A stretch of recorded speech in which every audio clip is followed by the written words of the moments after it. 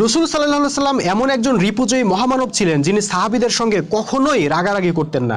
এমনকি একবার এক বেদুইন না বুঝে মসজিদে নববীতে পেশাব করে দিয়েছিল, রসুল সাল্লাল্লাহু সাল্লাম তার উপরেও বিন্দু মাত্র রাগেননি। কিন্তু সেই মহামানবকেও আমরা হাদিসে দেখি দুইবার তিনি রেগে লাল হয়ে গেছেন। একবার দুইজন সাহাবীকে কোরআনের কোনো একটা আয়াতের অর্থ নিয়ে তর্ক বিতর্ক করতে দেখে রেগে গেছিলেন।